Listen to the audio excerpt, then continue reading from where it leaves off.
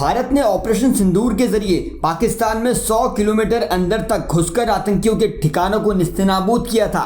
पाकिस्तान के 9 एयरबेस तबाह किए थे, टॉप आतंकियों को मिट्टी में मिला दिया था। फिलहाल भारत और पाकिस्तान के बीच हालात शांत जरूर दिख रहे हो, लेकिन सीमा पर हलचल से भारतीय सेना बताने की कोशिश कर रही है कि वो पाकिस्तान के मंसूबों को मिट्टी में मिलाना जानती है। इसलिए अब लाइन ऑफ कंट्रोल पर भारतीय सेना ने अपने T-72 टैंक और BMP-2 बख्तरबंद गाड़ियों को 2400 घंटों के लिए पहरे पर तैनात कर दिया है। इन टैंकों की नजर उन पाकिस्तानी चौकियों पर रहेगी जिनसे जम्मू कश्मीर में आतंकवादियों की घुसपैठ कराई जाती है। भारतीय सेना का कहना है कि अभी ऑपरेशन सिंदूर खत्म नहीं हुआ है, बल्कि स्थगित किया गया है और भारतीय सेना हर वक्त सतर्क और तैयार है। अगर पाकिस्तान की तरफ से दोबारा किसी भी नापाक हरकत को अंजाम दिया गया तो इस बार 200% मुंहतोड़ जवाब उसे दिया जाएगा।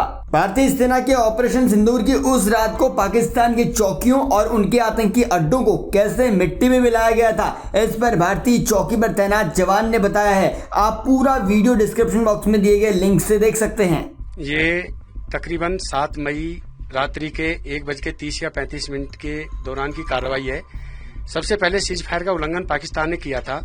जैसे ही पाकिस्तान ने सीज फायर का उल्लंघन किया और उसने हमारे ऊपर फायर किया तो हमने कुछ सेकंडों के लिए उसके फायर को जज़ब किया और उस पर तुरंत ही कुछ सेकंडों के अंदर ही हमने फायर भारी मात्रा में फायर डालकर उसके बंकर्स, उसकी कैजुअलिटी पहुंचाई, उसका जो एडमिनिस्ट्रेशन के होते उसके जो लॉन्चिंग पैड थे उनको बर्बाद किया। उधर चीन ने फिर से पाकिस्तान प्रेम दिखाना शुरू कर दिया है। भारतीय सेना की LOC पर बढ़ती हलचल देख वो बौखला गया है और आतंकी फैक्ट्री कहे जाने वाले पाकिस्तान का हमदर्द बन गया है।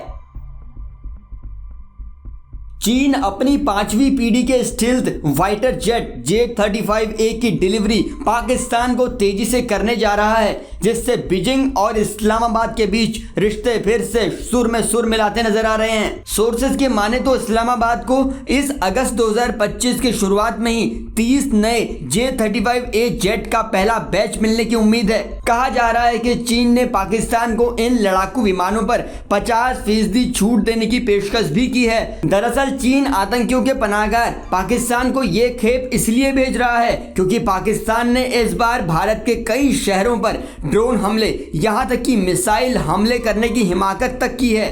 ऐसे में चीन की तरफ से ये जेट पाकिस्तान को इनाम के तौर पर देखा जा रहा है। आपको बता दें कि दोनों देशों के बीच शुरुआती समझौते में इस साल 30 नए J-35A लड़ाकू विमानों की डिलीवरी की रूपरेखा तैयार की गई है। खुफिया जानकारी से पता चलता है कि पाकिस्तानी वायुसेना के पायलटों का एक दल J-35A प्लेटफॉर्म पर ऑपरेशनल कन्वर्जन ट्रेनिंग के लिए बीजिंग स्थित पीपुल्स लिबरेशन आर्मी एयरफोर्स मुख्यालय भेजा जा चुका है, जिन्हें इन लड़ाकू विमानों की ट्रेनिंग दी जा रही है। लड़ाकू विमान सौदे के अलावा चीनी अधिकारियों ने पाकिस्तान के नागरिक और सैन्य बुनियादी ढांचे में $25 अरब का निवेश करने का फैसला भी किया है।